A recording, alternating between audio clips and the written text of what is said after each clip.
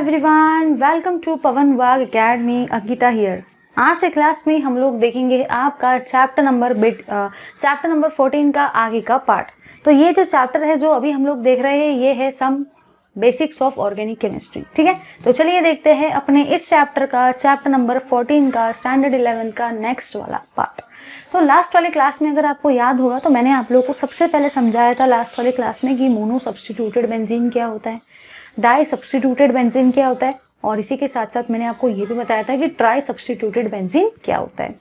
मतलब ही मैंने आपको ये बताया था कि अगर बेंजीन रिंग पे सिर्फ और सिर्फ एक ही सब्स्टिट्यूएंट अटैच है तो उसको आप सब मोनो सब्स्टिट्यूटेड बेंजीन बोलते हो। अगर बेंजीन रिंग पे दो सब्स्टिट्यूएंट अटैच है तो उसी को आप लोग क्या बोलते हो, डाई सब्स्टिट्यूटेड बेंजीन। लेकिन अगर उसी बेंजीन रिंग पे आपके तीन सब्स्टिट्यूएंट अटैच हो ना तो उसी को आप लोग सारे के सारे क्या बोलते हो, ट्राई सब्स्टिट्यूटेड बेंजीन। इधर आओ भाई, सारे के सारे इधर देखो। लास्ट वाले क्लास में हम लोगों ने मोनो सब्स्टिट्यूटेड और डाई सब्स्टिट्यूटेड बेंजीन के सारे कंपाउंड्स के IUPAC नेम और कॉमन नेम लिखना देख लिया था कि कैसे लिखते हैं। लेकिन हम लोगों ने लास्ट वाले क्लास में ट्राई सब्स्टिट्यूटेड बेंजीन को कवर नहीं किया था। और आज की क्लास हम लोग स्टार्ट कर रहे हैं ट्राई सब्स्टिट्यूटेड बेंजीन से। तो ट्राई सब्स्टिट्यूटेड बेंजीन में देखो हर जगह पे आपको तीन सब्स्टिट्यूएंट दिख रहे है ना। इसका मतलब ये जो जितने भी एग्जाम्पल्स है ये सब काय के एग्जाम्पल्स है, ट्राई सब्स्टिट्यूटेड बेंजीन के एग्जाम्पल है। ठीक है, चलिए तो ये मैंने एग्जाम्पल्स तो लिख लिए। अब हम लोग देखते हैं कि इनका हम लोग नेमिंग कैसे करेंगे। ठीक है भाई, मैक्सिमम लोगों को यहाँ प्रॉब्लम जाती है कि नेमिंग कैसे दे। टेंशन नहीं लेना, मैं हूं ना साथ। चलिए देखते हैं। देखो अगर आप लोग ध्यान से देखते तो ये तीनों चीजें एक ही है। फिर दिमाग में क्वेश्चन आता है कि एक ही चीज को तीन बार क्यों लिख रहे हैं मैम, एक ही बार लिखना था ना, काय को तीन बार लिख रहे। सुनो भाई सुनो, तीन बार लिखने का इशू ये है क्योंकि मुझे आपको कंसेप्ट समझाना है। ठीक है, ध्यान से देखना।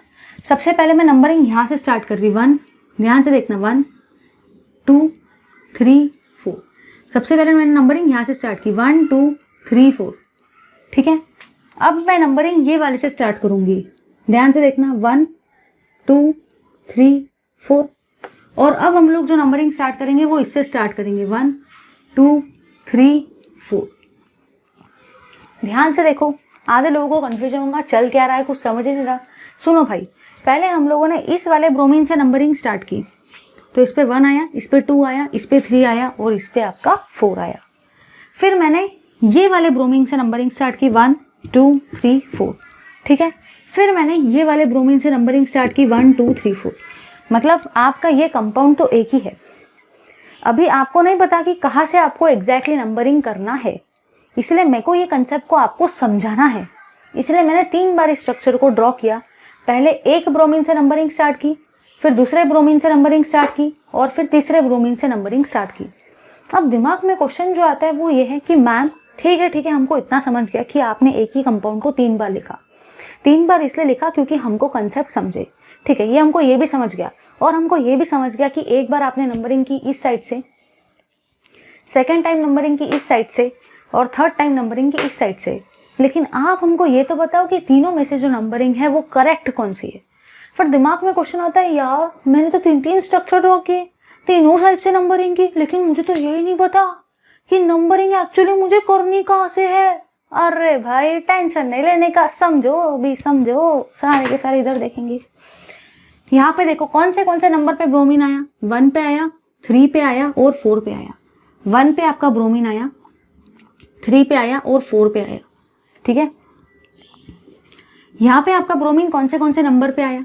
यहाँ पे आपका जो ब्रोमीन आया ना वो आया 1 पे, वो आया 2 पे और वो आया 4 पे। ध्यान से देखो, इस एग्जाम्पल में ब्रोमीन कहाँ पे आया, 1 पे आया, 3 पे आया और 4 पे आया, इसलिए मैंने लिखा 1 + 3 + 4। इस एग्जाम्पल में देखो एग्जाम्पल सेम है लेकिन नंबरिंग का फैशन डिफरेंट है। तो यहाँ पे ब्रोमीन आया 1 पर, 2 पर और 4 पर, तो 1 2 4। यहाँ पे आपका ब्रोमीन कौन से नंबर पे आया जरा ध्यान से देखना, 1 पे आया, 2 पे आया, एक सेकेंड, और 5 पे आया। 1 पे आया, 2 पे आया और 5 पे आया। ठीक है, 1 2 5। तो सबसे पहले मैंने एक ही एग्जाम्पल को 3 बार लिखा।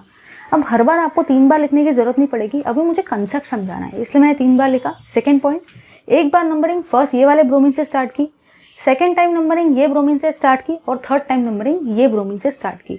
मतलब मैंने हर एक ब्रोमीन से नंबरिंग कर करके देखा कि कौन सी बेस्ट है। अब इस एग्जाम्पल में आपका जो ब्रोमीन है 1 नंबर पे आ रहा है, 3 नंबर पे आ रहा है और 4 नंबर पे आ रहा है।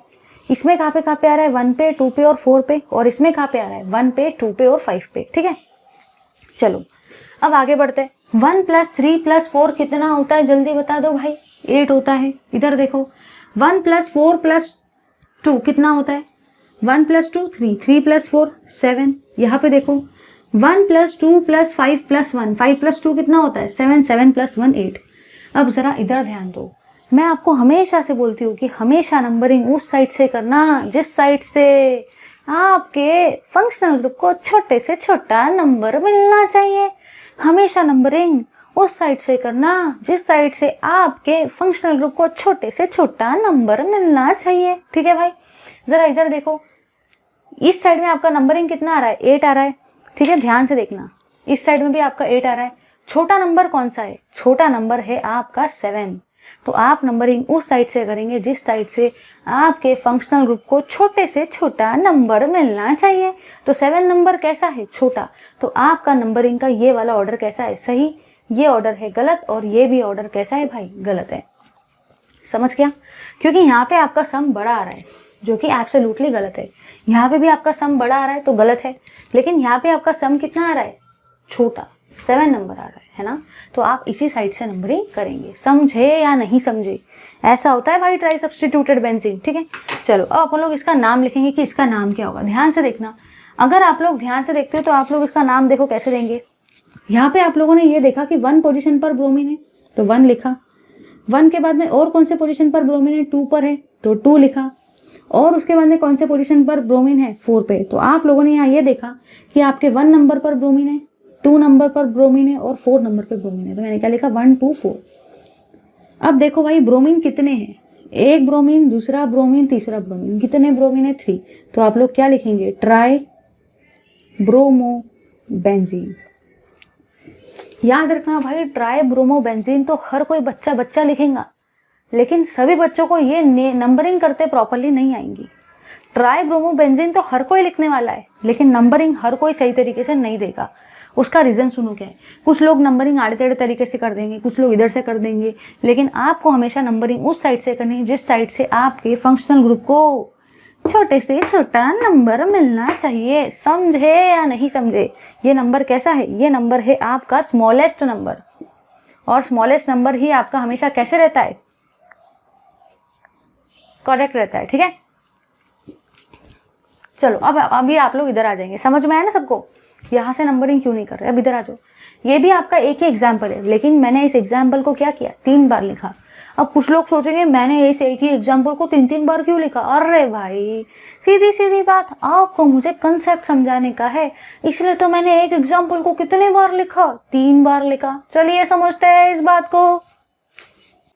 इधर देखो भाई, सारे के सारे, सबसे पहले है ना, सबसे पहले देखो मैं क्या कर रही हूँ, सबसे पहले मैं नंबरिंग करूंगी यहाँ से। ये हुआ आपका 1, ये हुआ 2, ये हुआ 3, ये हुआ 4। ठीक है, उसके बाद हम लोग नंबरिंग करेंगे यहाँ से। ये हुआ आपका 1, ये हुआ आपका 2, ये हुआ आपका 3, ये हुआ आपका 4। ठीक है, उसके बाद हम लोग नंबरिंग करेंगे आपके इस साइड से। ये हुआ 1, ये हुआ 2, ये हुआ 3, ये हुआ आपका 4 और ये हुआ आपका 5। तो मैंने क्या किया ना, मैंने आपकी नंबरिंग अलग अलग साइड से की। सबसे पहले मैंने नंबरिंग यहाँ से स्टार्ट की 1 2 3 4। ठीक है, उसके बाद मैंने नंबरिंग यहाँ से स्टार्ट की 1 2 3 4। उसके बाद मैंने नंबरिंग यहाँ से स्टार्ट की 1 2 3 4। करना कुछ भी नहीं है, एक बार क्लोरीन से नंबरिंग स्टार्ट करेंगे, एक बार ये वाले नाइट्रो ग्रुप से नंबरिंग स्टार्ट करेंगे, और एक बार आप लोग ये वाले नाइट्रो ग्रुप से नंबरिंग स्टार्ट करेंगे। ठीक है, आई होप सबको ये वाला पॉइंट क्लियर हो गया है कि हम लोग कौन से साइड से, अलग अलग साइड से नंबरिंग स्टार्ट करेंगे। ये चीज़ आपको क्लियर हो जानी चाहिए, अदरवाइज प्रॉब्लम जाएगा। या तो फिर आप इसको नंबरिंग ऐसे भी करके देख सकते हो, देख लो, ऐसे भी करके देख सकते हो। ये है 1, ये है 2, ये है 3, ये है 4। ठीक है, कैसे भी साइड से नंबरिंग आप लोग ट्राई कर सकते हो। ठीक है, तो चलो एक बार क्विकली इसको रिवाइज कर लेते। 1 सेकेंड, यहाँ पे मैंने कुछ अलग ड्रॉ किया ना, ये NO2 यहाँ पे चाहिए, क्योंकि तीनों एग्जाम्पल सेम है ना। अगर तीनों एग्जाम्पल सेम है तो भाई फिर तो आपको प्रॉब्लम होनी नहीं चाहिए। चलो ध्यान से देखना, एकदम ध्यान से। आप लोगों ने यहाँ पे क्या देखा, एक बार मैंने नंबरिंग यहाँ से स्टार्ट की तो 1 2 3 4 चलो ये हो गया। अब दूसरे बार मैं नंबरिंग यहाँ से स्टार्ट करूंगी, यहाँ से 1 2 3 4 5 6। थर्ड टाइम मैं नंबरिंग यहाँ से स्टार्ट करूंगी 1 2 3 4 5। अब दिमाग में क्वेश्चन आता है, सबसे पहला क्वेश्चन दिमाग में ये आता है कि ये तीनों के तीनों मॉलिक्यूल तो सेम ही है, ये तीनों के तीनों कंपाउंड तो सेम ही है। सिर्फ आपने इसको 3 बार इसलिए लिखा क्योंकि हमको समझना है, ठीक है। तो आप लोगों को समझाने के लिए मैंने इसको 3 बार लिखा। सेकंड पॉइंट, एक बार नंबरिंग यहाँ से स्टार्ट करेंगे इसको 1 मान के, एक बार नंबरिंग यहाँ से स्टार्ट करेंगे इसको 1 मान के, और एक बार नंबरिंग यहाँ से स्टार्ट करेंगे इसको 1 मान के।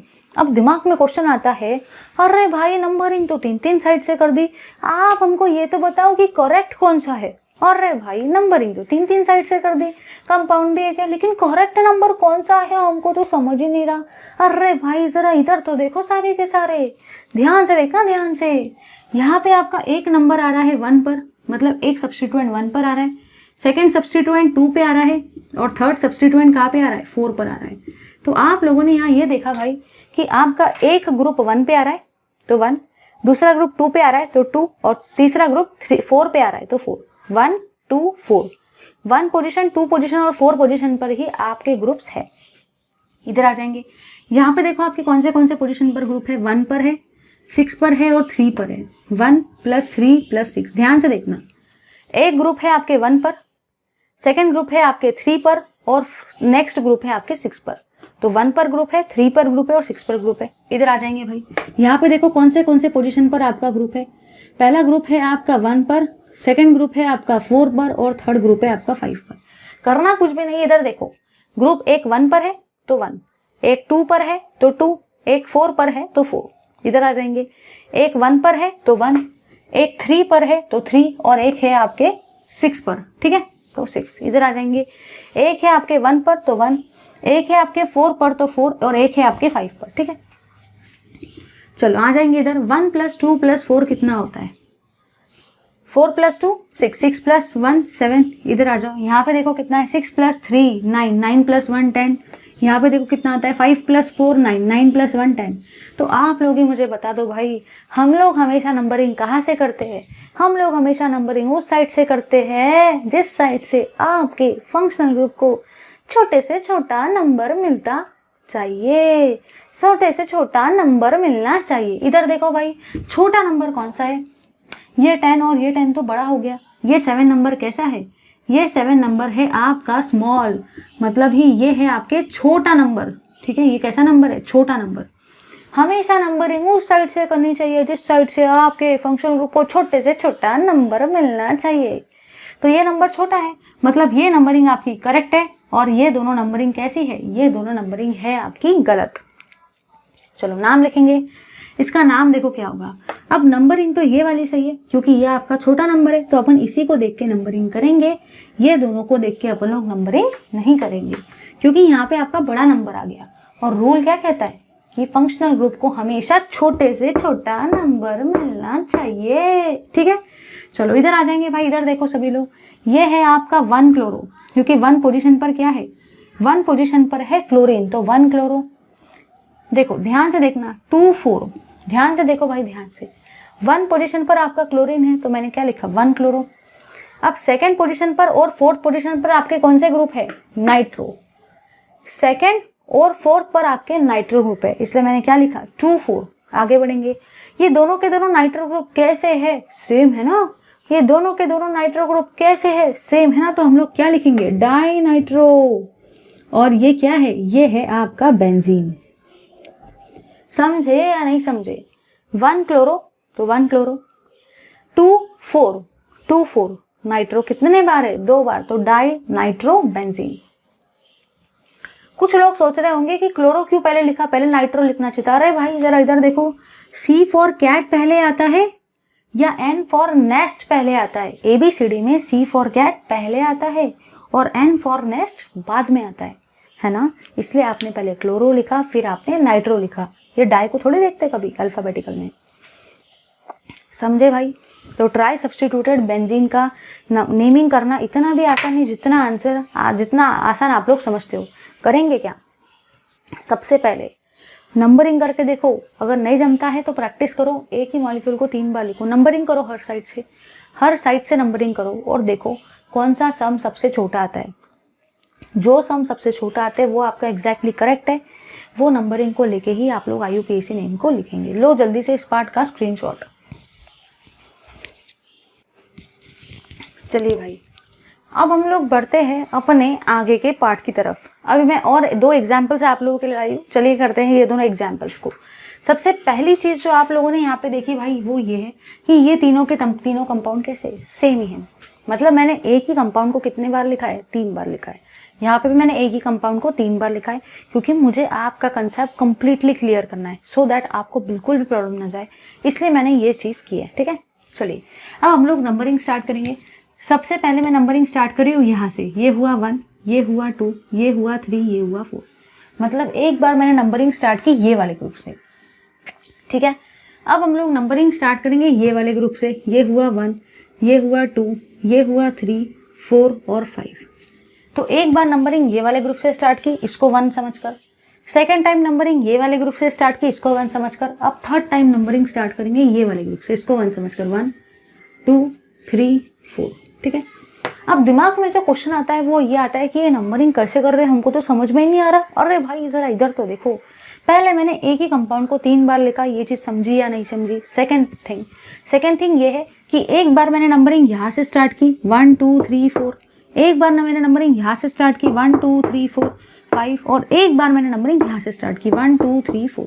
मतलब 3 फंक्शनल ग्रुप है ना, तो तीनों के साइड से एक एक बार नंबरिंग स्टार्ट करो। एक बार यहाँ से, एक बार यहाँ से, एक बार यहाँ से। ठीक है, अब दिमाग में क्वेश्चन आता है कि नंबरिंग तो तीनों साइड से कर दी, लेकिन करेक्ट कौन सा है। दिमाग में क्वेश्चन आता है यार ये तो मुझे जम ही नहीं रहा है, तीनों साइड से नंबरिंग की, लेकिन मुझे समझ ही नहीं रहा है मैं नंबरिंग कहाँ से करूँ, मुझे समझ ही नहीं रहा है मैं नंबरिंग कहाँ से करूँ। अरे भाई जरा इधर तो देखो, सारे के सारे ध्यान से देखने का, ध्यान से।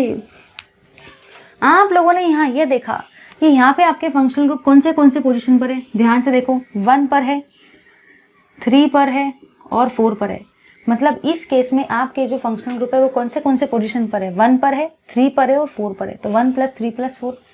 इधर देखो, इस केस में आपके फंक्शनल ग्रुप कौन से पोजीशन पर है, एक है 1 पर, एक है 2 पर और एक है 5 पर। 1 + 2 + 5। यहाँ पे आपके फंक्शनल ग्रुप कौन से पोजीशन पर है, 1 पर है, 2 पर है और 4 पर है। तो 1 + 2 + 4। फिर से देखो इधर, यहाँ पे आपके बॉन्ड मतलब ये फंक्शनल ग्रुप कहाँ पर है, देखो एक 1 पर है तो 1, एक 3 पर है तो 3, एक 4 पर है तो 4। इधर देखो कहाँ पे एक 1 पर है तो 1, एक है 2 पर तो 2 और एक है 5 पर तो 5। इधर देखो, इस केस में आपके फंक्शनल ग्रुप कौन से पोजीशन पर, एक 1 पर है, एक 2 पर है और एक 4 पर है। ठीक है, चलिए आगे बढ़ते हैं। इसको प्लस करेंगे जरा। 4 + 3 7, 7 + 1 कितना होता है, 8 होता है। ठीक है, यहाँ पे आ जाएंगे 5 + 2 7, 7 + 1 कितना होता है, 8 होता है। और यहाँ पे आ जाओ भाई, 4 + 2 6, 6 + 1 कितना होता है, 7 होता है।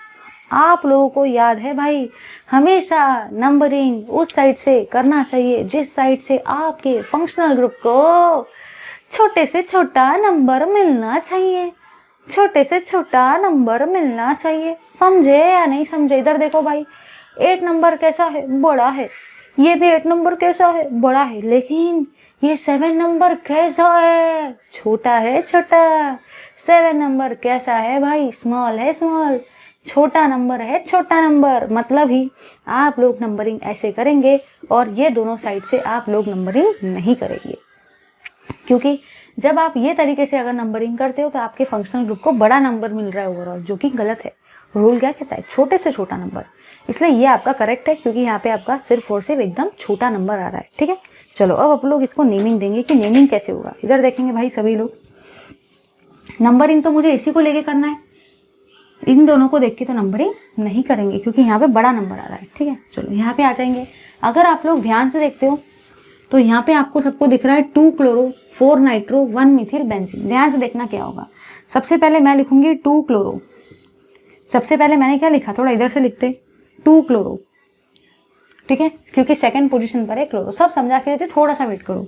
1 है आपका मिथिल, 4 है आपका नाइट्रो और फिर है आपका बेंजीन। दिमाग में क्वेश्चन आता है ये ऐसा कैसा नेम आ गया, हमको तो समझा ही नहीं। अरे भाई तुम रुको तो सही, मैं हूं ना समझाने के लिए। इधर देखो, सेकंड पोजीशन पर है क्लोरो तो 2 क्लोरो, 1 पोजीशन पर है मिथिल तो 1 मिथिल, 4 पोजीशन पर है नाइट्रो तो 4 नाइट्रो और ये है आपका बेंजीन। दिमाग में जो क्वेश्चन आता है वो ये आता है कि क्लोरो को सबसे पहले क्यों लिखा और मिथिल को उसके बाद में क्यों लिखा, पहले नाइट्रो को क्यों नहीं लिखा। अरे भाई जरा इधर तो देखो, ये है C, ये है M, ये है N।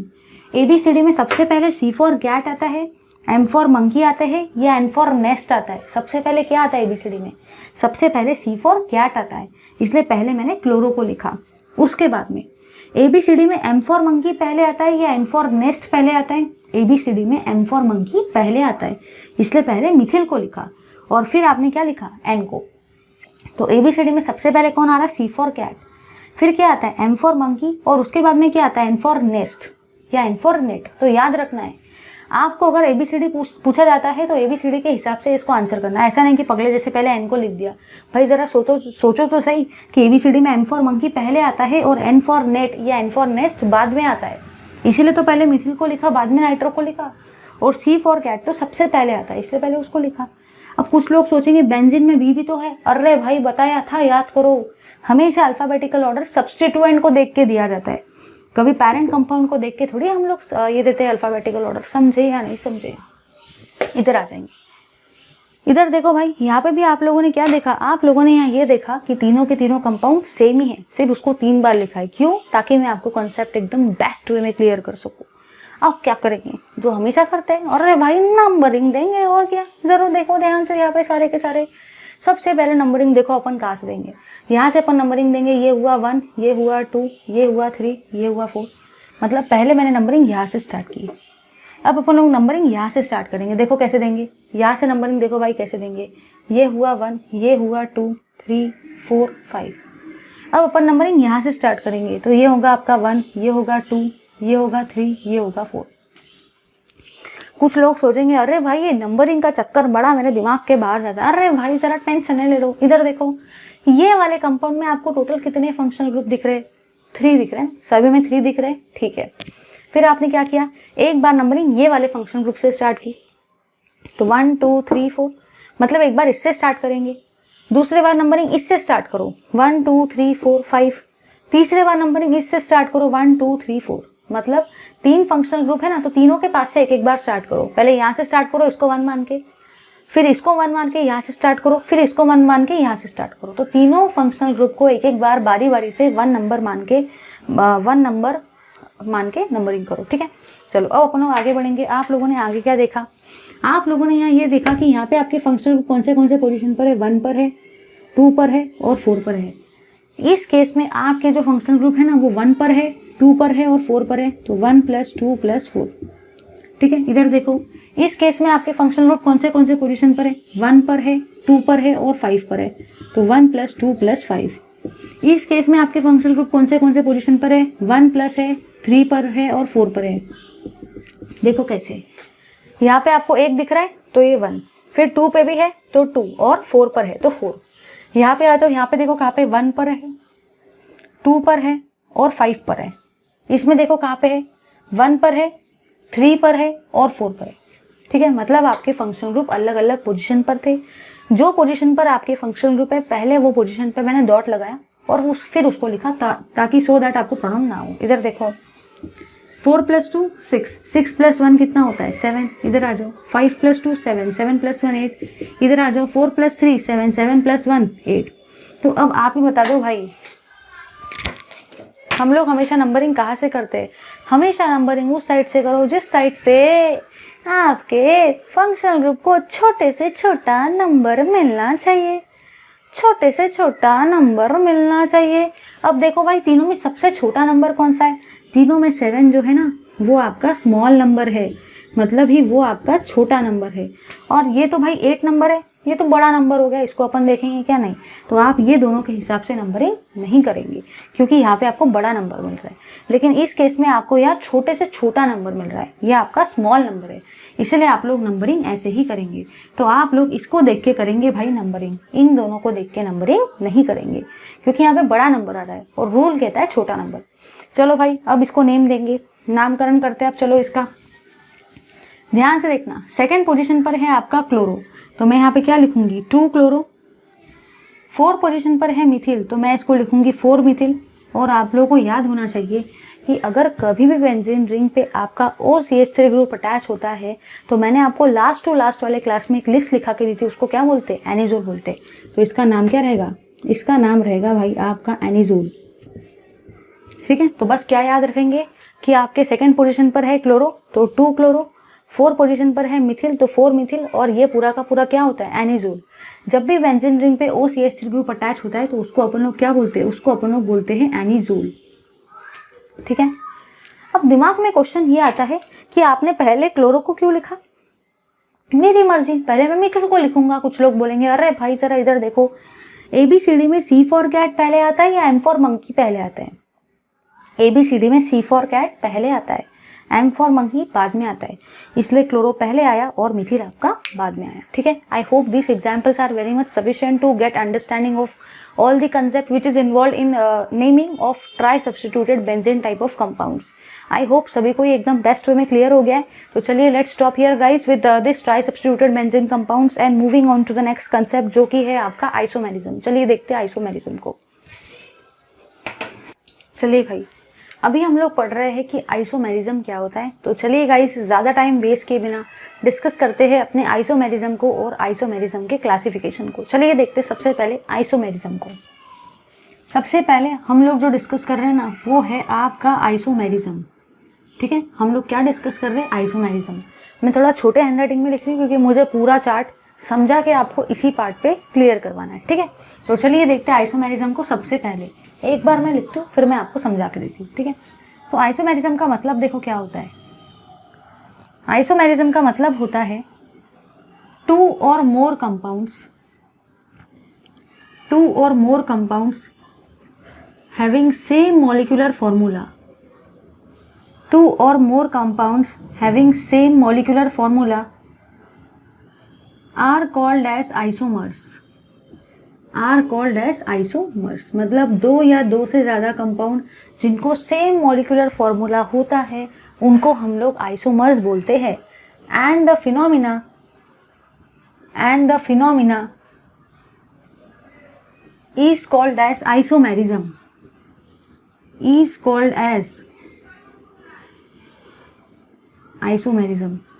तो आप लोगों ने यहाँ पे क्या देखा भाई? आप लोगों ने यहाँ पे ये देखा कि अगर कोई दो कंपाउंड को मॉलिक्यूलर फॉर्मूला सेम होता है तो वो दोनों एक दूसरे के क्या होते हैं? आइसोमर्स होते हैं, और इसी फिनोमिना को आप लोग आइसोमेरिज्म बोलते हो। ध्यान से देखना। ठीक है, सपोज मैंने यहाँ पे एक A लिया है और सपोज मैंने यहाँ पे B लिया है। ठीक है, एक तरफ है एक तरफ है B। सपोज A का जो मॉलिक्यूलर फॉर्मूला है वो है C2H4O और B का मॉलिक्यूलर फॉर्मूला भी है C2H4O। तो आप लोगों ने यहाँ ये देखा भाई कि इसका नाम अलग है, इसका नाम क्या है? A है, इसका नाम क्या है? B है। लेकिन यहाँ पे कार्बन कितने हैं?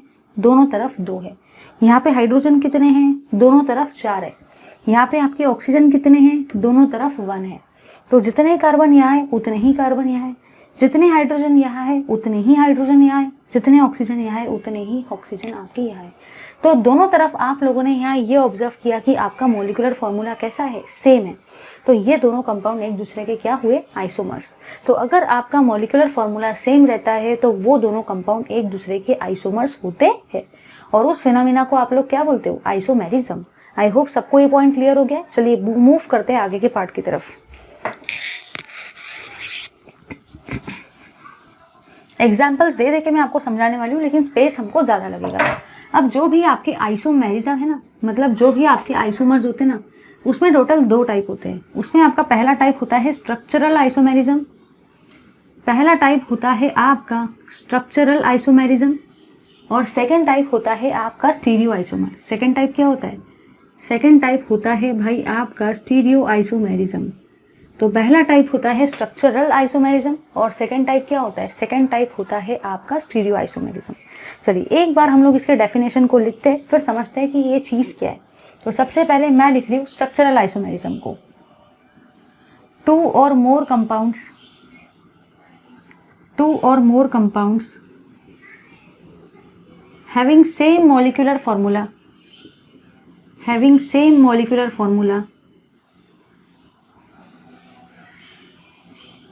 but different structures,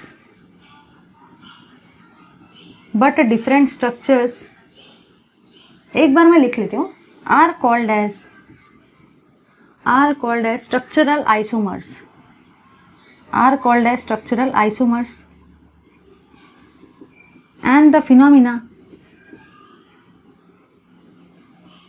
is called as structural isomerism.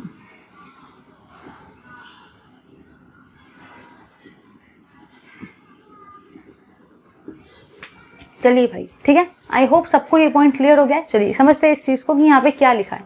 यहाँ पे सबसे पहले लिखा है two or more compounds having the same molecular formula. ध्यान से देखना भाई, ध्यान से। इस चीज को समझाना वैसे बहुत डिफिकल्ट है, क्योंकि ये चीज के आगे फिर से क्लासिफिकेशंस है। मतलब ये जो स्ट्रक्चरल आइसोमेरिज्म है ना, इसको फिर से हम लोग 6-7 टाइप में और क्लासिफाई करने वाले।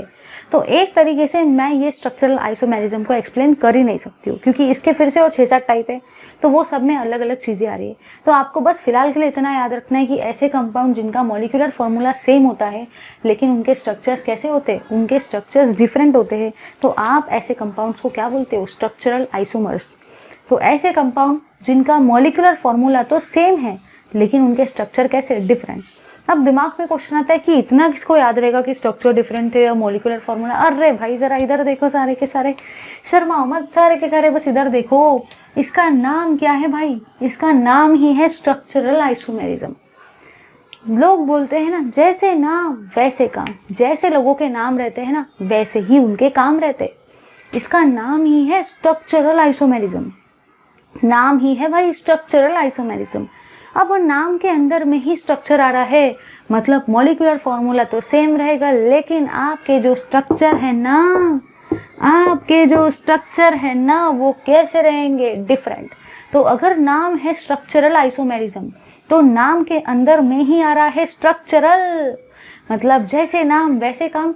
तो इस टाइप के कंपाउंड्स में आपका मॉलिक्यूलर फॉर्मूला सेम रहेगा लेकिन आपके जो स्ट्रक्चर्स रहेंगे वो कैसे रहेंगे, डिफरेंट रहेंगे, क्योंकि नाम ही क्या है, स्ट्रक्चरल आइसोमेरिज्म। समझे या नहीं समझे? चलिए भाई, अब हम लोग देखते हैं कि स्टीरियो आइसोमेरिज्म क्या होता है। Two or more compounds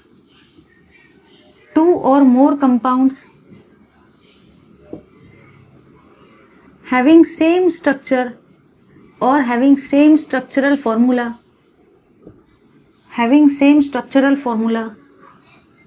but different arrangement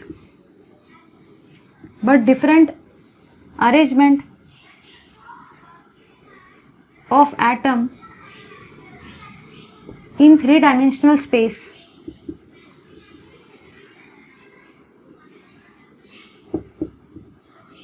are called as, एक बार मैं लिख लेती हूँ कि लिखे बिना कैसे समझाऊंगी भाई। Are called as stereo isomers and the phenomena is called as stereo isomerism.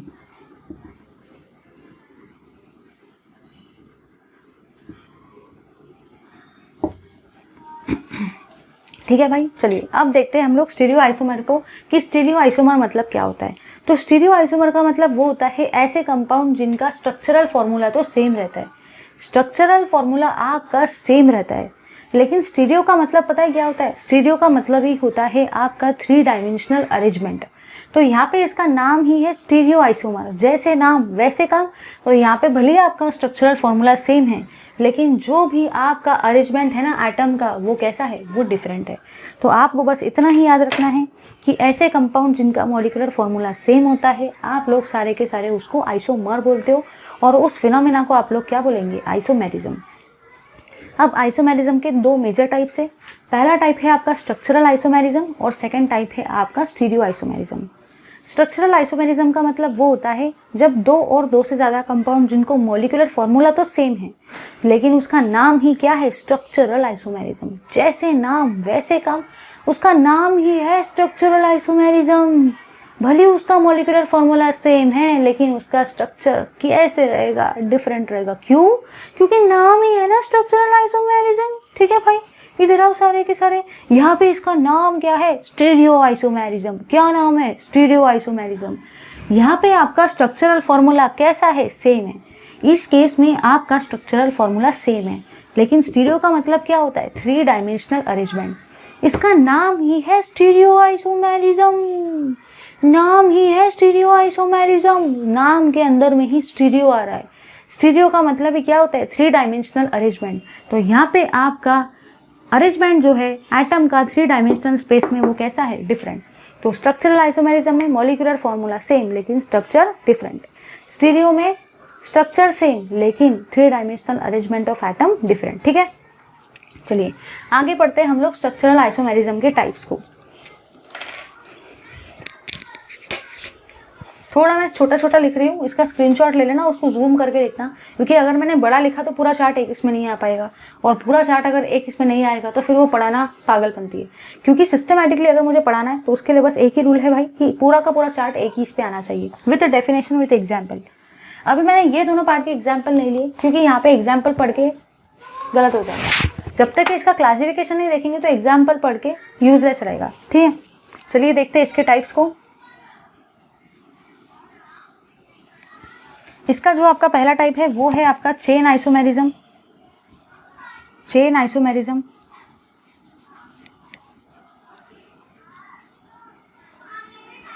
Next type है इसका पोजीशन आइसोमेरिज्म।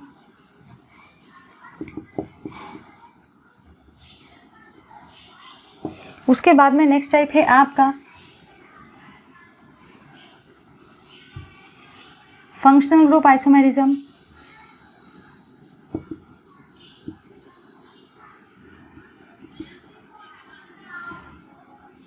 उसके बाद का नेक्स्ट टाइप है मेटामेरिज्म, और उसके बाद में नेक्स्ट टाइप है आपका टॉटोमेरिज्म।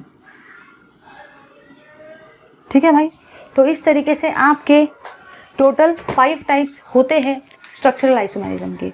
अब जो स्टीरियो आइसोमेरिज्म है ना, इसके भी 2 टाइप होते हैं। इसका एक होता है ज्योमेट्रिकल और एक होता है आपका ऑप्टिकल।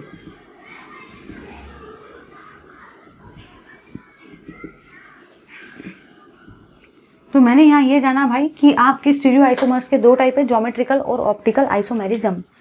मैं ये दोनों को इससे डिस्कस नहीं कर रही क्योंकि ये पूरा का पूरा पार्ट आपके chapter number 10 halogen derivative standard 12th organic chemistry में कर रखा है। जो ये वाला पार्ट है ना, इतना ही आपका 11th में है। 12th स्टैंडर्ड में आपको ये वाली चीज़ देखने को मिलेंगी, ज्योमेट्रिकल और ऑप्टिकल। इसलिए मैं ये वाली चीज़ को अभी नहीं पढ़ा रही क्योंकि अभी पढ़ा के इसको कोई मतलब नहीं है, क्योंकि 12th स्टैंडर्ड के 12th स्टैंडर्ड में चैप्टर नंबर 10 में ये पूरी चीज़ इतने परफेक्टली डिस्कस कर रखी है, बहुत सारे एग्जाम्पल्स की, तो उसका टेंशन लेने का कोई भी ज़रूरत नहीं है। ठीक है, चलिए देखते हैं हम लोग एक एक एग्जाम्पल्स को आइसोमेरिज्म के और उनके फॉर्मूलेस को। चलिए देखते हैं। सबसे पहले हम लोग देख रहे हैं आपके चेन आइसोमेरिज्म को कि चेन आइसोमेरिज्म क्या होता है। ठीक है, ध्यान से देखना। सबसे पहली चीज़ आप लोग यहाँ पे ये देखेंगे, ध्यान से देखना भाई, ध्यान से। 2 or more compounds, 2 or more compounds, ठीक है।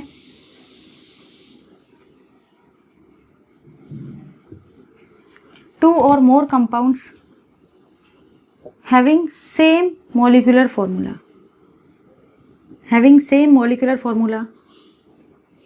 but a different chain of carbon atom,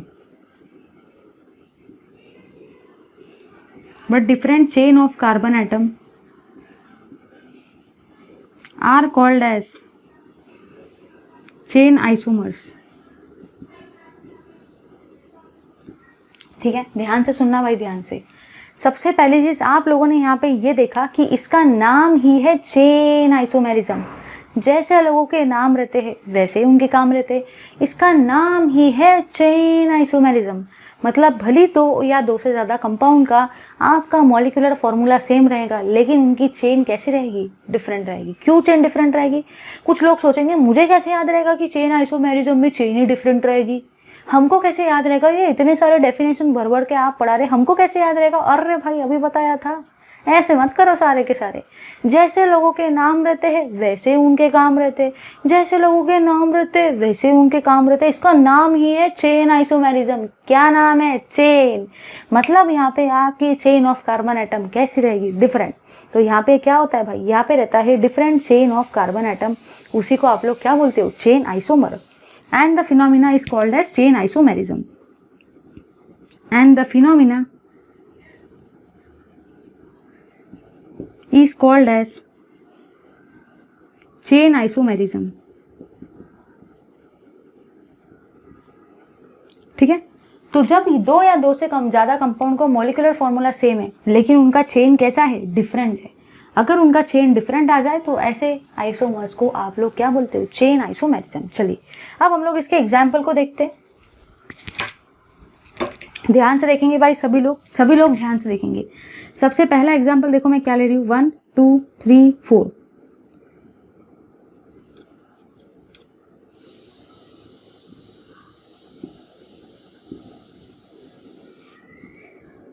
ध्यान से देखना सभी लोग, हाँ एकदम ध्यान से देखेंगे।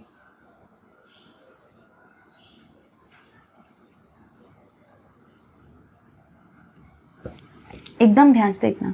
यहाँ पे आपके टोटल कार्बन कितने हैं भाई, सभी लोग एकदम ध्यान से देखेंगे तो सब समझ जाएगा। आप लोगों ने यहाँ पे ये देखा भाई, यहाँ पे आपके टोटल कार्बन देखो कितने हैं, ये है 1, ये है 2, ये है 3, ये है 4। यहाँ पे आपके टोटल कार्बन कितने हैं, 4 है। यहाँ पे देखो आपके टोटल कार्बन कितने हैं, 1 2 3 4।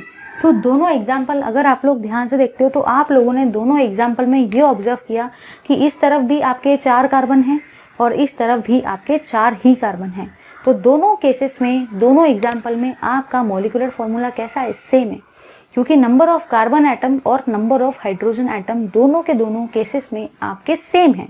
मतलब ही ये इम्प्लीकेशन है कि आपका मॉलिक्यूलर फॉर्मूला भी कैसा है, सेम है। तो ठीक है भाई, मॉलिक्यूलर फॉर्मूला तो सेम है, लेकिन ज़रा ध्यान से देखना, ये वाली चेन में टोटल कितने कार्बन हैं, 4 कार्बन है, और ये वाली चेन में टोटल कितने कार्बन है भाई, 3 कार्बन है। तो चेन कैसी है, चेन डिफरेंट है, क्योंकि ये चेन में आपके 4 कार्बन है और ये चेन में आपके 3 कार्बन है ना। दोनों एग्जाम्पल में number of carbon atom, total number of carbon atom same है। दोनों एग्जाम्पल में आपके total number of hydrogen atom भी सेम है। अब दोनों एग्जाम्पल में total number of carbon atom same है, यहाँ भी टोटल नंबर 4 है, यहाँ पे भी टोटल नंबर 4 है कार्बन का। दोनों एग्जाम्पल में हाइड्रोजन के भी टोटल नंबर सेम है, मतलब दोनों केसेस में मॉलिक्यूलर फॉर्मूला तो सेम है। लेकिन इस केस में आपकी जो चेन है उसमें कितने कार्बन है, इस केस में आपकी जो चेन है उसमें टोटल 4 कार्बन है, और सेकेंड वाले केस में आपकी जो चेन है उसमें टोटल कितने कार्बन है, 3 कार्बन है। तो फर्स्ट केस में चेन में आपके 4 कार्बन है और सेकेंड केस में चेन में आपके 3 कार्बन है।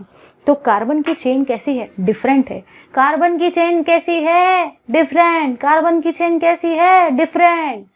इसलिए आइसोमेरिज्म का नाम भी क्या है भाई, चेन आइसोमेरिज्म। समझे या नहीं समझे, ठीक है। चलो आगे बढ़ते हैं पोजीशन आइसोमेरिज्म की तरफ।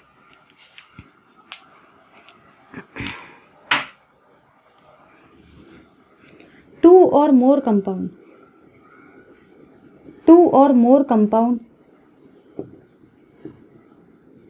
Having same molecular formula. 2 और, जब आप लोग नोट्स लिखेंगे तो इसको जूम करके लिख लेना, वीडियो को पॉज करके। 2 or more compound having same molecular formula, same functional group,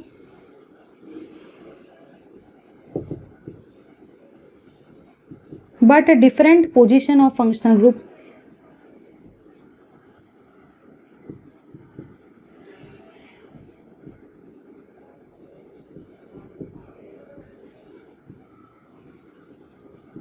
Are called as position isomers.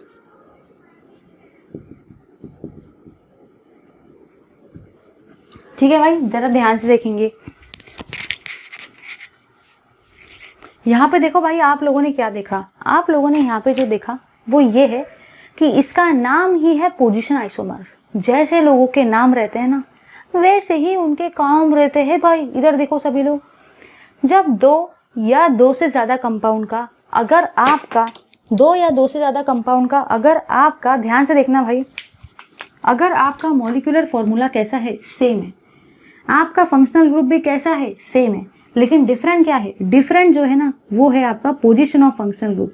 Position of functional group कैसा है, डिफरेंट है।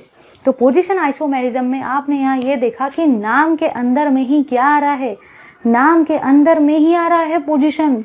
कुछ लोग सोचेंगे कि पोजीशन आइसोमेरिज्म में मुझे कैसे याद रहेगा कि पोजीशन अलग अलग रहती है। अरे भाई, जैसे नाम वैसे काम, जैसे लोगों के नाम रहते हैं वैसे ही तो उनके काम रहते हैं। यहाँ पे नाम ही है पोजीशन आइसोमेरिज्म। नाम ही क्या है भाई? पोजीशन आइसोमेरिज्म तो आपका नाम है। अगर नाम के अंदर में ही पोजीशन आ रहा है मतलब पोजीशन कैसी रहेगी? डिफरेंट रहेगी। पोजीशन कैसी रहेगी? फंक्शनल ग्रुप की डिफरेंट रहेगी। इधर देखो सारे के सारे, two or more compound having same molecular formula. Molecular formula कैसा है? Same. Having same functional group, functional group कैसे है? सेम। लेकिन जो भी आपकी पोजीशन है ना वो कैसी है? डिफरेंट है। कैसे पता चला? अरे भाई, नाम ही है ना पोजीशन आइसोमेरिज्म। तो आपकी जो पोजीशन है वो कैसी रहेगी? जल्दी से बता दो सारे के सारे। डिफरेंट। तो two or more compound having same molecular formula, having same functional group, but position कैसा है फंक्शनल ग्रुप का? डिफरेंट है भाई। चलिए देखते हैं एग्जाम्पल को सारे के सारे। सबसे पहला एग्जाम्पल देखो भाई क्या रहेगा। थोड़ा सा मैं देखती हूँ नीचे हो सकता है क्या है, थोड़ा सा अपन इसको नीचे ले सकते हैं तो उससे अपना काम हो जाएगा और दोनों एग्जाम्पल आ जाएंगे। ठीक है, चलिए पहले एग्जाम्पल को देखते हैं भाई। CH3 CH2 CH2 OH, और सेकेंड एग्जाम्पल में देखो क्या लेंगे? CH3 COH CH3। ठीक है भाई, जरा ध्यान से देखना। ये मैंने दो एग्जाम्पल लिए, एकदम ध्यान से देखेंगे सभी लोग। फर्स्ट एग्जाम्पल में मैं नंबरिंग यहाँ से करूँगी। ये है आपका 1, ये है आपका 2, ये है आपका 3। सेकेंड एग्जाम्पल में मैं नंबरिंग यहाँ से करूँगी। ये है आपका 1, ये है आपका 2, ये है आपका 3। ठीक है, अब ज़रा ध्यान से देखो, एकदम ध्यान से देखना, एकदम ध्यान से। इस एग्जाम्पल में आपके टोटल नंबर ऑफ कार्बन कितने हैं? 1 2 3 है भाई। 3 नंबर है कार्बन के, 1 2 3, 3 नंबर कार्बन है, मतलब टोटल 3 कार्बन है। सेकेंड वाले एग्जाम्पल में देखो आपके टोटल कितने कार्बन है? 1 2 3। तो आप लोगों ने यहाँ पे ये ऑब्जर्व किया भाई कि फर्स्ट एग्जाम्पल में भी आपके टोटल कार्बन कितने हैं? 3, और सेकेंड एग्जाम्पल में भी आपके टोटल कार्बन कितने हैं? 3। चलिए सेकेंड पॉइंट की तरफ देखते हैं। फर्स्ट एग्जाम्पल में आपके फंक्शनल ग्रुप का नाम क्या है? OH। सेकेंड एग्जाम्पल में भी आपका फंक्शनल ग्रुप कौन सा है? OH। तो आप लोगों ने यहाँ ये देखा कि चाहे आप फर्स्ट एग्जाम्पल को देखो या आप सेकेंड एग्जाम्पल को देखो, दोनों केसेस में आपके टोटल नंबर ऑफ कार्बन 3 है ना। तो दोनों केसेस में कार्बन का नंबर सेम है। सेकेंड पॉइंट, फर्स्ट केस में भी आपका OH ग्रुप ही फंक्शनल ग्रुप है और सेकेंड केस में भी आपका OH ग्रुप ही फंक्शनल ग्रुप है। तो दोनों केसेस में नंबर ऑफ कार्बन आइटम भी सेम है और OH ग्रुप भी सेम है, मतलब फंक्शनल ग्रुप भी सेम है। तो अगर नंबर ऑफ कार्बन सेम है, फंक्शनल ग्रुप सेम है, तो आप लोग क्या बोलेंगे? उनका मॉलिक्यूलर फॉर्मूला भी सेम है। इसलिए मैंने क्या लिखा? सेम मॉलिक्यूलर फॉर्मूला, क्योंकि उनका मॉलिक्यूलर फॉर्मूला कैसा है? सेम है। उसके बाद में यहाँ पे भी OH है, यहाँ पे भी OH है, मतलब उनका फंक्शनल ग्रुप भी कैसा है? सेम है। तो मॉलिक्यूलर फॉर्मूला है सेम, फंक्शनल ग्रुप भी कैसे है? सेम। अब जरा इधर देखो सारे के सारे, यहाँ पे आपका फंक्शनल ग्रुप जो है ना, यहाँ पे आपका फंक्शनल ग्रुप जो है ना भाई, उसका पोजीशन देखो कौन सा है? फंक्शनल ग्रुप का पोजीशन है 1। यहाँ पे आपकी पोजीशन क्या है? यहाँ पे आपकी पोजीशन है 1, लेकिन यहाँ पे आपके फंक्शनल ग्रुप की पोजीशन क्या है भाई? इस केस में आपके फंक्शनल ग्रुप की पोजीशन है 2। तो दोनों एग्जाम्पल में आपने यहाँ ये देखा कि number of carbon atom total same है। इधर भी 3 है, इधर भी 3 कार्बन है, इधर भी OH ग्रुप है, इधर भी OH ग्रुप है, फंक्शनल ग्रुप भी सेम है, लेकिन जो उनकी पोजीशन है वो कैसी है? डिफरेंट है। यहाँ पे आपका फंक्शनल ग्रुप 1 नंबर वाले कार्बन से अटैच है तो पोजीशन 1 है। यहाँ आपका फंक्शनल ग्रुप 2 नंबर वाले कार्बन से अटैच है, पोजीशन 2 है। तो पोजीशन कैसी है? डिफरेंट है। इसलिए आइसोमेरिज्म का नाम भी क्या है? Position isomerism. पोजीशन कैसी है? फंक्शनल ग्रुप की डिफरेंट, इसलिए आइसोमेरिज्म का नाम भी क्या है भाई? Position isomerism. समझे या नहीं समझे? चलिए अब देखते हैं हम लोग सारे के सारे अपने नेक्स्ट वाले आइसोमेरिज्म के टाइप को, जिसका नाम है फंक्शनल ग्रुप आइसोमेरिज्म। चलिए भाई देखते हैं कि फंक्शनल ग्रुप आइसोमेरिज्म क्या कहता है। ठीक है, 2 or more compound, 2 or more compound having same molecular formula, 2 or more compound having same molecular formula।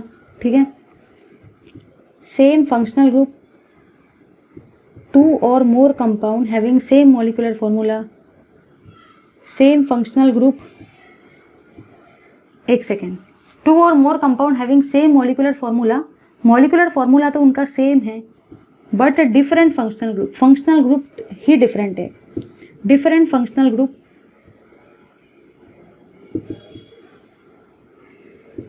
Are called as functional group isomerism.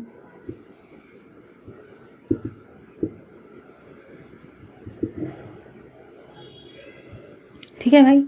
कुछ लोग सोच रहे होंगे इतना छोटा छोटा लिखाने से अच्छा था हमको एक साथ ही पूरा पढ़ा दिया होता था अलग अलग करके. सुनो भाई, अगर मैं वैसा पढ़ाऊंगी ना तो आपके पल्ले ही नहीं पड़ेगा कि स्टीरियो आइसोमेरिज्म के टाइप थे या स्ट्रक्चर के. इसलिए मैं आपको एक ही क्लासिफिकेशन के अंदर समझाने की कोशिश कर रही हूँ. ठीक है, ज़रा समझने की कोशिश करो. अब यहाँ पे इसका नाम ही क्या है भाई? यहाँ पे इसका नाम ही है फंक्शनल ग्रुप आइसोमेरिज्म. जैसे लोगों के नाम रहते वैसे उनके काम रहते. जैसे यहाँ पे आपका नाम था चेन आइसोमेरिज्म तो चेन डिफरेंट थी. यहाँ पे आपका नाम है पोजीशन आइसोमेरिज्म तो यहाँ पे पोजीशन डिफरेंट रहेगी फंक्शनल ग्रुप की. यहाँ पे आपका नाम है फंक्शनल ग्रुप आइसोमेरिज्म तो यहाँ पे आपके फंक्शनल ग्रुप क्या रहेंगे? डिफरेंट रहेंगे. जब नाम चेन आइसोमेरिज्म था तो चेन डिफरेंट थी. जब नाम पोजीशन आइसोमेरिज्म था तो पोजीशनल फंक्शनल ग्रुप डिफरेंट था. ठीक है. So according to the similar principle of common sense, अगर नाम है फंक्शनल ग्रुप आइसोमेरिज्म तो क्या डिफरेंट रहेंगे भाई? फंक्शनल ग्रुप ही तो डिफरेंट रहेंगे ना. नाम ही है फंक्शनल ग्रुप आइसोमेरिज्म तो फंक्शनल ग्रुप कैसे रहेंगे? डिफरेंट रहेंगे भाई. चलिए आगे बढ़ते. एग्जाम्पल को देखो ध्यान से. अगर मैं एग्जाम्पल लेती हूँ C2H6O का, मैंने एग्जाम्पल क्या लिया है? C2H6O का एग्जाम्पल लिया. ध्यान से देखना. पहली चीज़ जो मैं ले रही हूँ, ध्यान से देखेंगे भाई, सभी लोग ध्यान से देखेंगे. पहली चीज़ मैं ले रही हूँ CH3CH2OH और सेकेंड चीज़ जो मैं ले रही हूँ वो है आपका CH3OCH3. अगर आप लोग ध्यान से देखते हो तो इसका भी आपका मॉलिक्यूलर फॉर्मूला क्या है? C2H6O. तो आप लोगों ने यहाँ पे जो ऑब्जर्व किया वो ये देखा कि पहला एक ये एग्जाम्पल है, सेकेंड एग्जाम्पल ये है. इसका मॉलिक्यूलर फॉर्मूला क्या है? C2H6O. इसका भी मॉलिक्यूलर फॉर्मूला क्या है? C2H6O. कैसे? जरा इधर देखो. यहाँ पे कार्बन कितने हैं? 2 है. कार्बन कितने हैं? 2. इसलिए मैंने क्या लिखा? C2. यहाँ पे हाइड्रोजन देखो कितने हैं? 3 + 2 5, 5 + 1 6. तो हाइड्रोजन 6 है और ऑक्सीजन कितना है? 1 है. नीचे देखो, यहाँ पे आपके कार्बन कितने हैं? 2 तो C2. यहाँ पे आपके हाइड्रोजन कितने हैं? 3 + 3 6 तो H6 और ऑक्सीजन कितना है? 1. तो दोनों के दोनों एग्जाम्पल भले डिफरेंट होंगे लेकिन दोनों के दोनों एग्जाम्पल में आपका जो मॉलिक्यूलर फॉर्मूला है वो कैसा है? सेम है. तो आप लोगों ने यहाँ ये देखा कि दोनों एग्जाम्पल में मॉलिक्यूलर फॉर्मूला सेम है लेकिन जो भी आपका फंक्शनल ग्रुप है ना वो कैसा है? फंक्शनल ग्रुप डिफरेंट है. इधर देखो, यहाँ पे आपका जो फंक्शनल ग्रुप है ना वो OH वाला है और OH वाले फंक्शनल ग्रुप का नाम क्या होता है? OH वाले फंक्शनल ग्रुप का नाम होता है अल्कोहल. और यहाँ पे आपका फंक्शनल ग्रुप है O और O वाले फंक्शनल ग्रुप का नाम क्या होता है? ईथर. तो आप लोगों ने ये दोनों एग्जाम्पल में ये जाना भाई कि भले आपके ये दोनों कंपाउंड के मॉलिक्यूलर फॉर्मूला सेम है C2H6O. ठीक है, C2H6O, लेकिन यहाँ पे आपका फंक्शनल ग्रुप है OH और यहाँ पे आपका फंक्शनल ग्रुप है O. तो दोनों केस में आपके फंक्शनल ग्रुप कैसे है? डिफरेंट है. इसलिए नाम ही क्या है? Functional group isomerism. चलिए भाई, अब हम लोग देखते हैं आपके मेटामेरिज्म को कि मेटामेरिज्म क्या होता है. ठीक है, चलिए देखते हैं मेटामेरिज्म को. 2 or more compounds, 2 or more compounds having same molecular formula, 2 or more compounds having same molecular formula, same functional group, 2 or more compounds having same molecular formula. ठीक है, having same functional group but unequal distribution of carbon atom, but unequal distribution of carbon atoms around the functional group.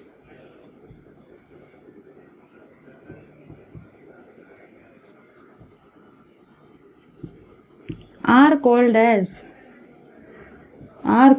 Metamers. फिर आप लोग यहाँ आगे में लिख सकते हो and the phenomena is called as metamerism. ठीक है, तो two or more than compound having same molecular formula, having same functional group but unequal distribution of carbon atom around the functional group are called as metamers. आगे आप लोग क्या लिखेंगे, and the phenomena is called as metamerism.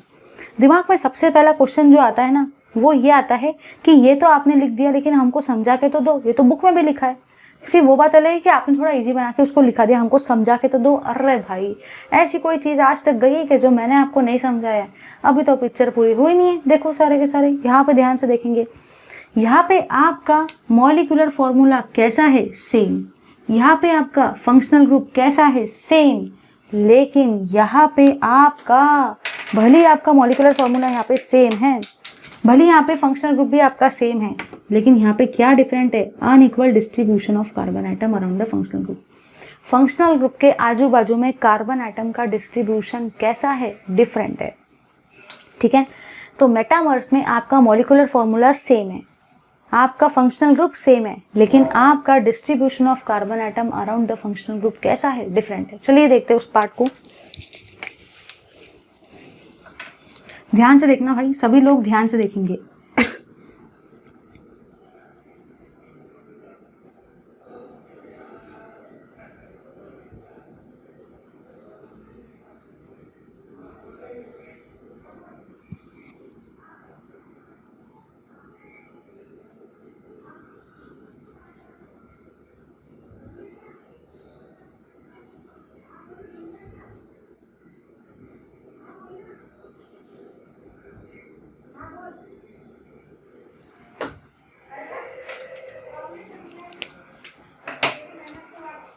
चलिए भाई, अभी सभी लोग यहाँ पे ध्यान से देखेंगे, एकदम ध्यान से देखना, कंसेप्ट है भाई। ऐसा मत समझना कि टीचर बहुत ही खराब पढ़ा रहा है। मैंने अपना पूरा बेस्ट देनी, मैं अपनी जान लगा देती हूँ पढ़ाने में, पूरी की पूरी जान लगा देती हूँ। इससे बेस्ट और कोई वीडियो बन ही नहीं सकता है मेरा, पूरी जान लगा देती हूँ। इधर देखो, यहाँ पे आपके टोटल कार्बन कितने हैं भाई, यहाँ पे आपके टोटल कार्बन कितने हैं, 4। नीचे आओ, यहाँ पे ध्यान से देखो, यहाँ पे आपके टोटल कार्बन कितने हैं, 4 है। ध्यान से देखना, ध्यान से। फर्स्ट वाले एग्जाम्पल में भी आपके टोटल कार्बन कितने हैं, 4। चलिए भाई, अगर आप लोग यहाँ पे ध्यान से देखते हो तो आप लोगों ने यहाँ पे ये ऑब्जर्व किया कि टोटल कार्बन कितने हैं, टोटल कार्बन यहाँ पे आपके 4 है। ठीक है, नीचे आएंगे, यहाँ पे आपके टोटल कार्बन कितने हैं, यहाँ पे भी आपके टोटल कार्बन 4 है। मतलब ऊपर वाले केस में भी आपके टोटल कार्बन 4 ही है और नीचे वाले केस में भी आपके टोटल कार्बन 4 ही है। सेकेंड थिंग आपने यहाँ ये ऑब्जर्व की कि यहाँ पे आपका एक ऑक्सीजन है और यहाँ पे भी आपका एक ऑक्सीजन है। तो यहाँ पे भी टोटल 4 कार्बन है, नीचे में भी टोटल 4 कार्बन है, यहाँ पे भी ऊपर एक ऑक्सीजन है, नीचे में भी एक ही ऑक्सीजन है। मतलब आपके ये दोनों कंपाउंड जो मैंने यहाँ लिखे उनका मॉलिक्यूलर फॉर्मूला कैसा है, सेम। क्योंकि टोटल नंबर ऑफ कार्बन दोनों एग्जाम्पल में 4 है और टोटल नंबर ऑफ ऑक्सीजन दोनों एग्जाम्पल में 1 ही है। मतलब दोनों एग्जाम्पल में आपका मॉलिक्यूलर फॉर्मूला सेम है। सेकेंड पॉइंट, आपने यहाँ पे ये देखा, फर्स्ट एग्जाम्पल में भी फंक्शनल ग्रुप ऑक्सीजन है और सेकंड एग्जाम्पल में भी आपका फंक्शनल ग्रुप ऑक्सीजन ही है। मतलब दोनों केस में आपके फंक्शनल ग्रुप भी कैसे है, सेम। तो फर्स्ट पॉइंट आपने यहाँ ये ऑब्जर्व किया कि फर्स्ट वाले एग्जाम्पल में भी टोटल कार्बन 4 है, सेकंड में भी टोटल कार्बन 4 है, फर्स्ट में भी एक ऑक्सीजन है, सेकंड में भी आपका एक ऑक्सीजन है। मतलब मॉलिक्यूलर फॉर्मूला दोनों केसेस में सेम है और फंक्शनल ग्रुप भी आपके दोनों केसेस में सेम है।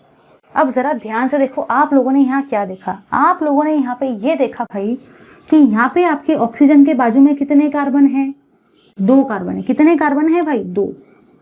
एकदम ध्यान से देखेंगे, एकदम ध्यान से। यहाँ पे आपके ऑक्सीजन के बाजू में कितने कार्बन है, 2 कार्बन। और यहाँ पे इस साइड में आपके ऑक्सीजन के बाजू में कितने कार्बन है, 2 कार्बन। ठीक है, इधर आ जाओ, यहाँ पे आपके ऑक्सीजन के बाजू में कितने कार्बन है, 3 कार्बन। और यहाँ पे आपके ऑक्सीजन के बाजू में कितने कार्बन है, 1 कार्बन।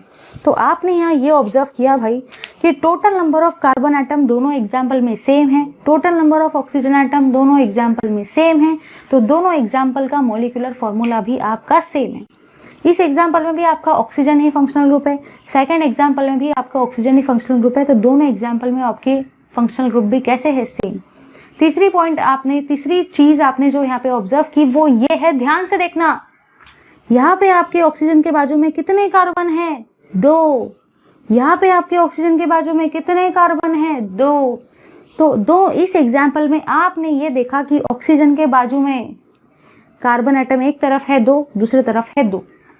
नीचे में आपने ये देखा कि इस तरफ ऑक्सीजन के बाजू में कितने एटम है, 3 कार्बन एटम है, और इस साइड में मतलब ही राइट साइड में आपके सेकेंड एग्जाम्पल में ऑक्सीजन के कितने कार्बन एटम है, 1।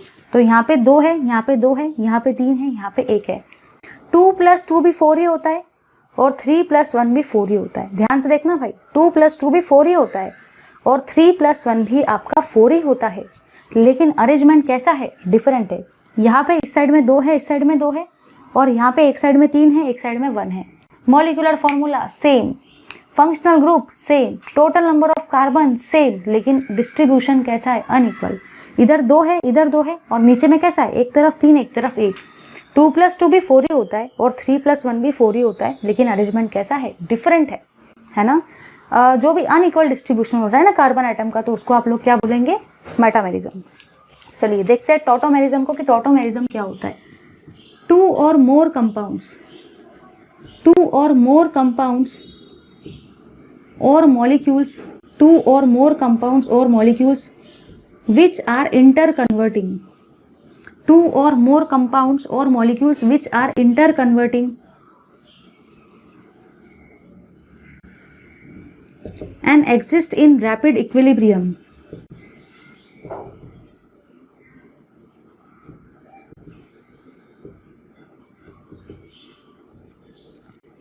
are called as tautomerism,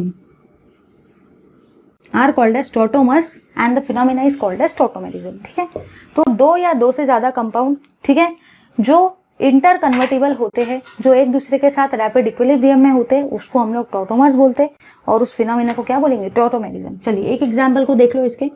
ये एग्जाम्पल को अभी समझने की कोई ज़रूरत नहीं है, सिर्फ मैं आपको बता देती हूँ, क्योंकि ये एग्जाम्पल आपको 12th स्टैंडर्ड के ऑर्गेनिक रिएक्शंस के मैकेनिज्म में आएगा, तो अभी आपको इससे दिमाग लगाने की कोई भी ज़रूरत नहीं है।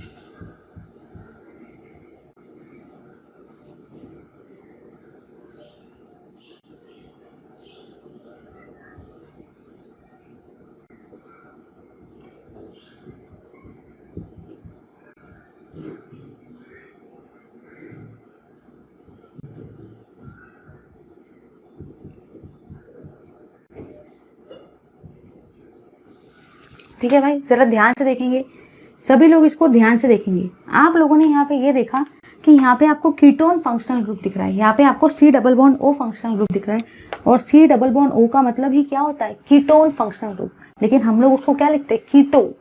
इसको आप लोग क्या लिखते हो, कीटो फॉर्म, क्योंकि यहाँ पे आपको C डबल बॉन्ड O दिख रहा है, तो ये आपका कीटो फंक्शनल ग्रुप है, तो इसको आप कीटो फॉर्म लिखते हो। यहाँ पे आपको OH फंक्शनल ग्रुप दिख रहा है और आपको अल्कीन दिख रहा है, 2 फंक्शनल ग्रुप दिख रहे हैं, OH प्लस अल्कीन। अल्कीन के स्पेलिंग में आता है ईन और OH के स्पेलिंग में आता है ओल, तो आप लोग क्या बोलेंगे, ईन ऑल। ठीक है, तो ये हुआ आपका इनॉल फॉर्म। अगर आप लोग ध्यान से देखते हो तो आप लोगों ने यहाँ ये देखा कि दोनों केस में total number of carbon same है, दोनों केस में total number of oxygen same है, दोनों केस में टोटल नंबर ऑफ हाइड्रोजन भी सेम है, मतलब इनका मॉलिक्यूलर मास कैसा है, सेम। सेकेंड पॉइंट, यहाँ पे आपका फंक्शनल ग्रुप है कीटोन, इसलिए कीटो फॉर्म। यहाँ पे आपके फंक्शनल ग्रुप में अल्कीन और क्या आ रहा है, और अल्कोहल। अल्कोहल में ओल आ रहा है तो वो ओल, और अल्कीन में ईन आ रहा है तो वो ईन, तो ईन ऑल। समझ गए। थर्ड पॉइंट ये है जो आप लोगों ने यहाँ ये ऑब्जर्व किया कि ये दोनों एक दूसरे के रैपिड इक्विलिब्रियम है, कभी ये रहता है कभी ये रहता है। अब ये कैसे हो रहा है, ये मैकेनिज्म का पार्ट है, तो अभी मैं इसको एक्सप्लेन नहीं करूंगी। मेरी सबसे रिक्वेस्ट है कि एक बार जल्दी से इस पार्ट का स्क्रीनशॉट लो। पूरे के पूरे आइसोमेरिज्म को मैंने एक व्हाइट बोर्ड में कवर कराने की कोशिश की विद एग्जाम्पल्स, जल्दी से screenshot low.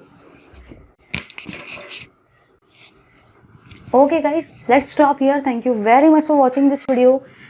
Keep watching my video. ठीक है, please do like, share, comment and subscribe to our channel as usual guys. If you haven't downloaded the notes, then please go to Pawan Wag app. That is one app. There is one app, Pawan Wag Academy app. You can go there. आप वहाँ पे देख लो standard 12 को, chemistry को click करो और उसमें देखो चैप्टर वाइज। स्टैंडर्ड 12 के भी है, स्टैंडर्ड 11 के भी है, स्टैंडर्ड 9 के भी है। जाके नोट्स डाउनलोड कर लो। Thank you very much.